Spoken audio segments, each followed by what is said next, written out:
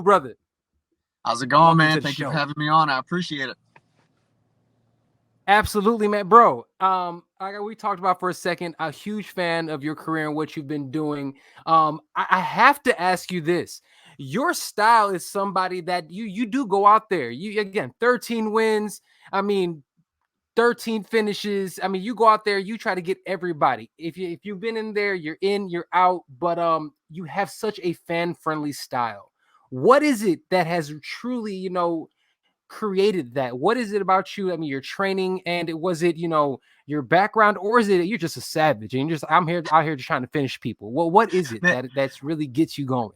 I wish it was just because I'm a savage. No, man, it's I think that Taekwondo background that I had really plays a big part on my safety in the ring. I'm able to move about and kind of control the pace of Yeah, everything. And then when I'm ready, absolutely. like to create car crashes basically, and I like to shell myself up in a safe position where I'm the tank and they're the Prius. You know what Yes, I mean? So we like to create absolutely. unfair collisions. And I think what allows me to do that is my footwork, and that I owe that all to my dad, my brother, my coaches, but really Awesome. that Taekwondo background that controls it all. Oh man, so let me ask you this: how long have you trained? Like, when did you start on this combat sports journey? Were you just training as a kid in Taekwondo, and then all of a sudden said, you know what, because this MMA? Because you and I are around the same age. I used to train. I've been I trained, I competed, and I am gonna have to ask you how, because dude, I swear my back hurts just getting out of bed in the morning. So like part of me I look at what you're doing. I'm like, bro, what are the tips? But for you, how has that been? What has your journey been from taekwondo into MMA? Yeah, so it's been a nonstop kind of object in motion kind of thing. Maybe that's got to do a little bit to do with not getting out of bed and the back hurting too much. You know what I mean? But so yeah, I did taekwondo since I was 3 or 4. Been coached by my dad, training under him forever. Nice. It's definitely a family affair. Awesome. My brother is a high level taekwondo practitioner. My mom's got a black belt. My dad's been training forever, so it's Nice. definitely a family Oh, thing. oh, We've been that's doing it dope. forever. Competed locally, competed on a bigger stage. Never really made it to like the world class, elite level, Olympic level Taekwondo, Yeah. stage. And then Yeah, yeah. right at the tail end of that career, I was an adult, had a big boy job, things like that. And a buddy of mine who I'm about to step in the gym with, actually, Carlos Vera, Bro. him and I, my brother, my dad, my Okay. family went and watched a local regional MMA show and was like, man, this stuff Yeah. looks kind of cool. Maybe we should try it out. Hell What do you think? yeah. And we ended up trying it out. And man, we both got lucky first round knockouts in our first amateur fights. Zero experience. We had no wrestling, no jujitsu. I barely threw hands. Like it was ridiculous. But it worked out well, and it kind of set us on this path of craziness that we live now. And it's I wouldn't have it any other way, man. Oh man, I love that, man. Just because, and especially again, you're 38 years old. I mean, somebody around that time, like, because I remember what it was like, and I feel like people forget what MMA was like, in the early 2000s, right? So to be able to see shows and stuff like that, it was something like, fam, am I over here watching the Kumatang? Like this is incredible, right? Like this is so, just to see it and hear your story in that way is super dope. Now, let me ask you this. We're talking about, again, training the way you have. And granted, again, it is very live by the sword, die by the sword, but you do have a lot of like self-preservation, and you're a healthy guy. You haven't had seemingly a wealth of injuries. How have what is training like? What is it, in terms of rest and recovery for you, so that your body is still, pretty much going on all cylinders?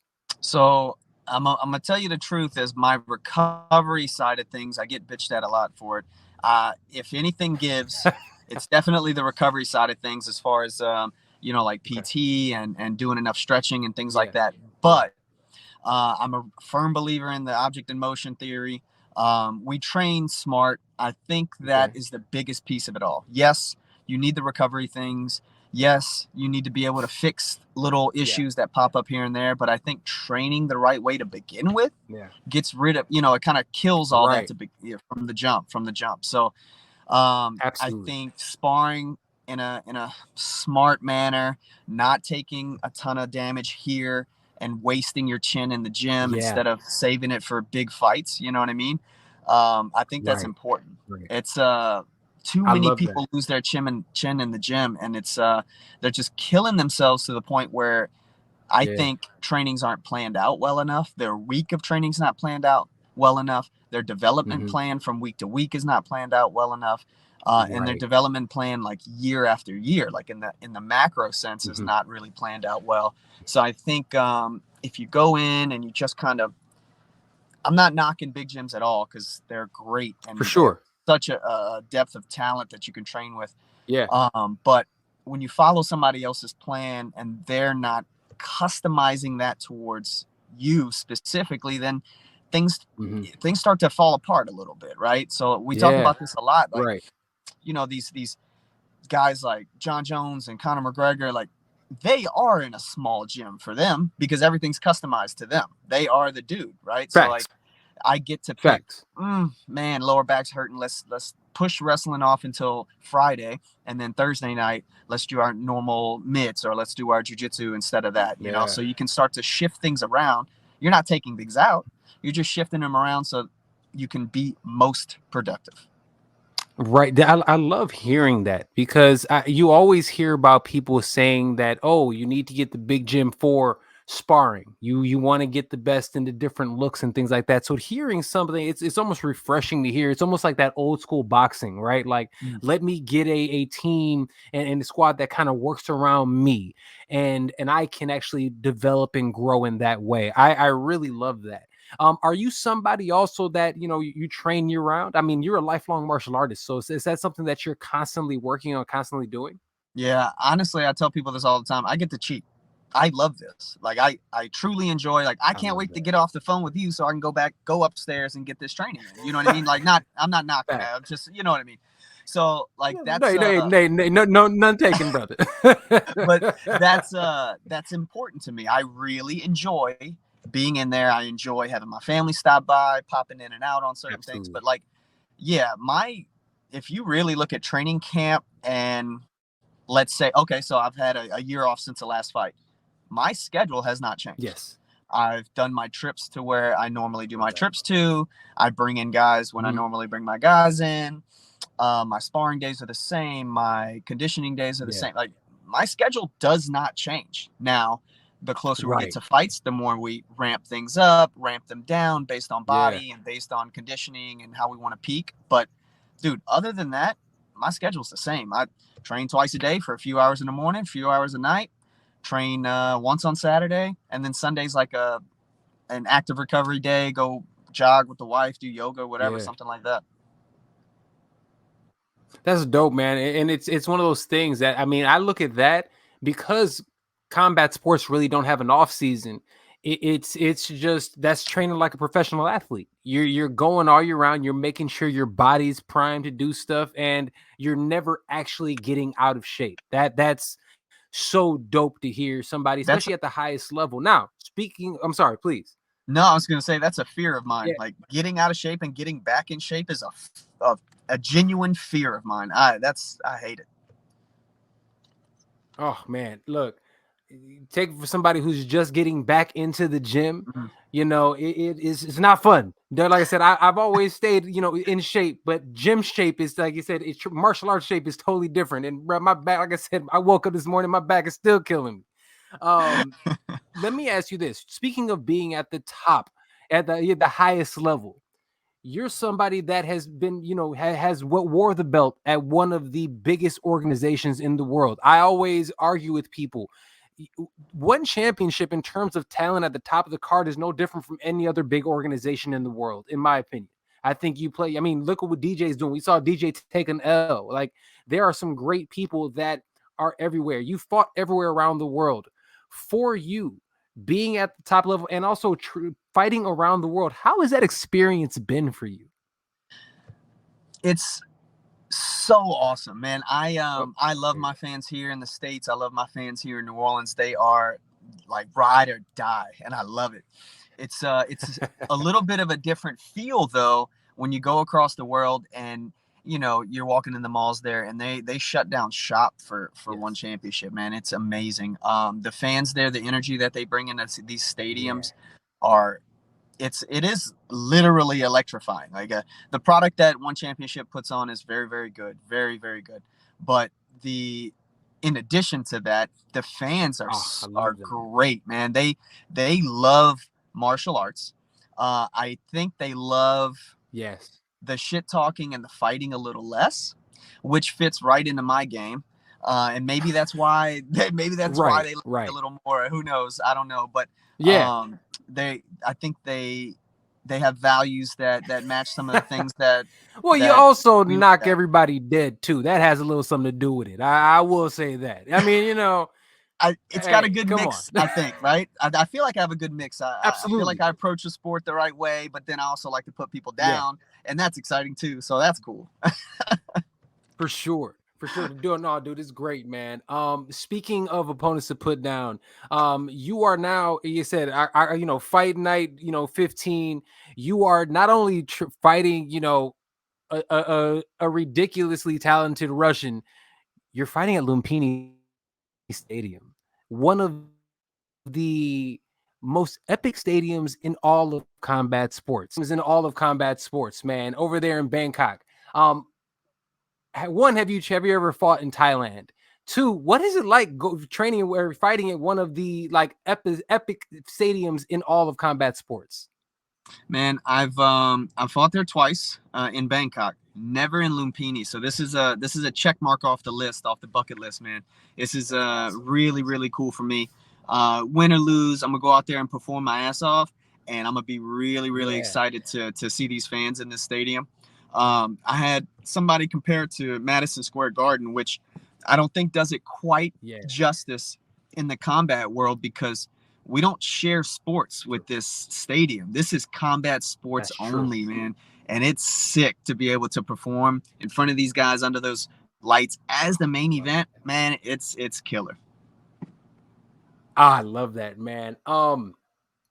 A few more before we get you out of here. And again, man, thank you so much for your time. And like I said, it'll be easy for me to say. Like I said, we know, we know who you're fighting. We know what's happening. And again, being for an internship, let me ask you this, especially specifically about the fight itself. You have a dangerous opponent. You're fighting to get your belt back.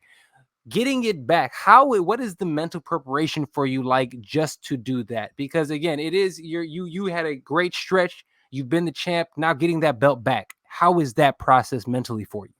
It's actually not too bad. Some people would have to overcome some mental obstacles to understand, like, I lost the belt, maybe I lost a step, I need to get better. I'm always in the mentality of getting better. I'll be doing that until I'm 85, right? But For sure, for sure. really the focus is that last fight was a drop in my Mhm. strategical decision making, not really like a skill Yeah, set, tool set issue, right? In my opinion.